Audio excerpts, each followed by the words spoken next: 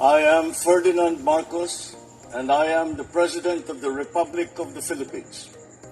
I stand today on behalf of 110 million Filipinos. So I believe is really meant, he was really determined to create a legacy talaga. Ito siguro magiging Marcos legacy, itong anti-corruption campaign. And it's aligned with our advocacy. Hi everyone, hello universe, it's me again. Shoutout sa inyo mga kababayan. But anyway, bago yung pakinggan mga kababayan, itong sinabi ng Pangulo, kung bakit tinanggap niya ang resignation ni Secretary Bunuan. Alam niyo, sa totoo lang, nandahil lang po dito sa mga ghost project na ito, na kung saan, dekada na po ito nangyayari. Matagal na korupsyon ito mga kababayan sa DPWH. Matagal na nilang ginawa ito, no? Wala pa si Pangulong Marcos Jr. At napakagaling din naman talaga ng Pangulo. Bakit? Sa kanyang pamumuno, natuklasan niya ang talamak na korupsyon na dekada na po na nangyayari, no? Well, I think may pagkakamali din si Secretary Bunuan dahil hindi siya nag-inspect. Pero sa kabilang banda, nagtitiwala siya, no, sa kanyang mga engineers na kung saan nilalagyan talaga siya ng ipot sa ulo na kung saan talamak pala ang korupsyon noon pa, panahon pa ni Digong. Di ba mayroon ng hearing dyan kanina sa Senado sa Blue Ribbon Committee tungkol dito sa mga ghost project. Di ba ginisa dyan si Sara Diskaya, yung may-ari ng Timothy Builders Contractors? Anong sinabi ni Bato? Tinanong ni Bato kung kailan nag-umpisa sila na dealing sa pamahalaan, no, para tanggapin ang mga contracts, no? 2016, so ibig sabihin matagal na pala nang ginawa yan, na kung alam sana ng Pangulo na mas maaga pa mga kababayan, di naagapan pa, di iba blacklist na yung Diskaya na yan, yung mga contractors, builders na pag-aari ng Diskaya mga kababayan. Di ba? Si PBBM lang may lakas loob na sugpuin, na abangan po natin yan mga bes. Kanina talagang ginisayente si Diskaya sa Senado mga kababayan. Kung nakita nyo na talaga ng halos hindi mapakali dahil halata talaga sa pagmumuka niya na talagang nagsisinungaling siya. Biro nyo, grabe, antindi, kinagatasan talaga ang pamahalaan. Kaya dahil dyan sa mga korupsyon na yan, na dekada na, no, panahon pa ni Digong, talagang nadali si Secretary Bunuan. Siguro hindi niya na talaga maatim, no, yung mga panawagan, kaya nagkusa na siya na nag-resign. May mali din naman talaga siya, dapat nag-inspect siya. Pero I think dahil matanda na, no, kaya baka hindi niya na kaya siguro maglibot. Pero good choice naman si Pangulong Marcos Jr. Vince Dizon ang kanyang pinili. Bihasa din naman yan talaga, no. So talaga naman na sana mapakulong ng Pangulo itong mga na ito, itong mga salot na ito. Actually, kung napanood nyo yung buo, no, ng live natin kanina sa Senado, kanina mga kababayan, kung napanood nyo sa Blue Ribbon Committee, ang utos pala ng Pangulo, ipakulong na pala itong mga contractors na ito na nanggaganso sa pamahalaan. Kanya lang, pinigilan ni Tito Soto, ni Senator Soto, na sinasabi niya, Mr. President, wag muna, sabi niya ganun, ni Senator Soto. Kasi sabi niya, iimbestigahin namin sa Senado. Di ba? Order pala ng Pangulo na dapat na pala tanggalin na ito at kumbaga panagutin. Kaya lang hinarang ni Tito Soto mga kababayan. Nasabi niya, Mr. President, wag muna kasi iimbestigahin po namin sa Senado. Di ba? Biro nyo yun. So dahil dyan mga kababayan, pakinggan nyo ang kabuuan ng video ng interview ng Pangulo para malaman nyo, no? So thank you for watching. See you again on my next upload. Bye bye bye and babush. God bless Philippines. Ito na. That he took responsibility because it was under his, all of these things happened, all of these problems happened under his watch. So under the principle of command responsibility, he felt that he should leave his post. So, and why Vince Dizon? Because he seems he's done a very good job sa DOTR. And I think he's already set the stage for all of the things that we need to do.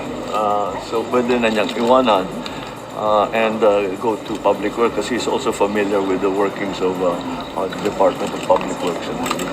Sir, paano po mangyayari dun sa independent commission?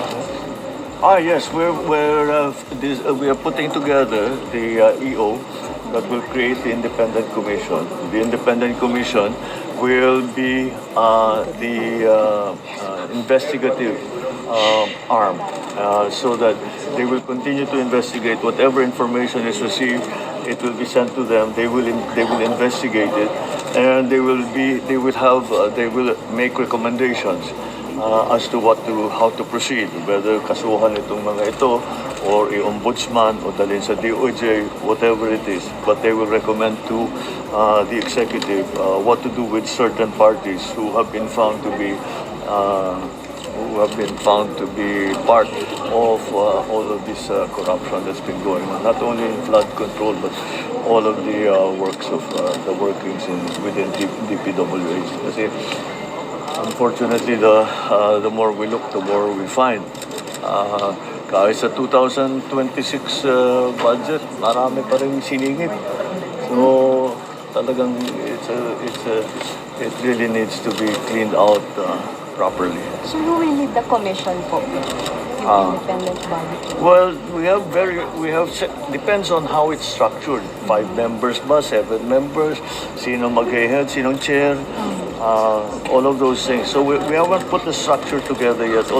But the names, I think, I mean, we need forensic investigators. We need, of course, lawyers, justices, prosecutors who will look at the evidence and look at the information that we have, and they will put together that information and make the recommendation to either DOJ or the Ombudsman, depending on who is found to be liable for some of these nefarious activities. Okay, sir. Thank you, Mr. President. So yun mga kababayan, na panood nyo, no?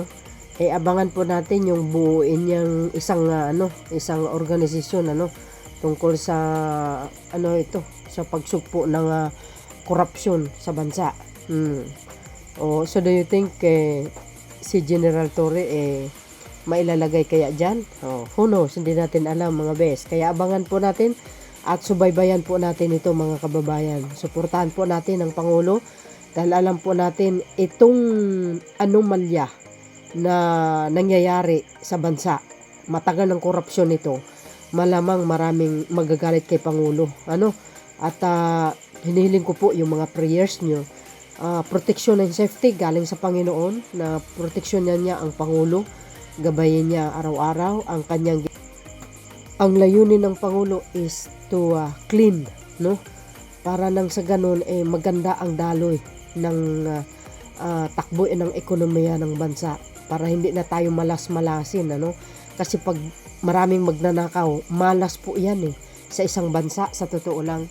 Alam nyo, mga kababayan, pag ito talagang nalinisan niya, ay medyo maginhawa kahit papano, at yan po ay remain legacy niya, kasi alam nyo, sa totoo lang, pinupuri po siya ni Mayor Magalong, mga kababayan, na ito si Pangulong Marcos Jr. Talagang sadyang magaling siya. Sa totoo. Oo, dahil nakikita naman natin lahat ay matalino ang Pangulo, mga kababayan. Matalino ang Pangulo.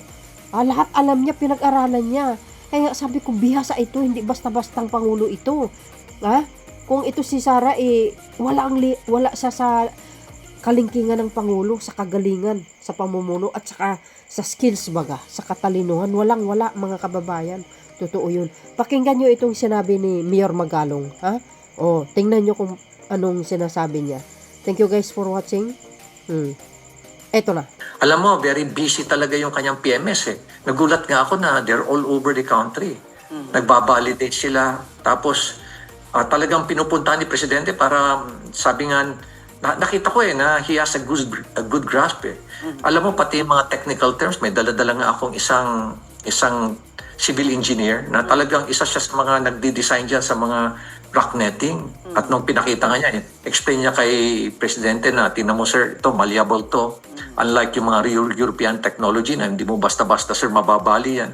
Alam niya, pati yung mga terminologies, pati yung mga values, alam niya, nagulat nga ako sa kanya.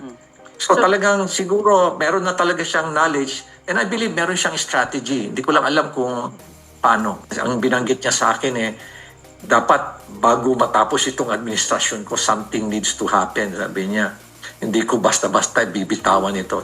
So I believe he's really meant, he was really determined to create a legacy talaga. Ito siguro magiging Marcos legacy, itong anti-corruption campaign. And it's aligned with our advocacy.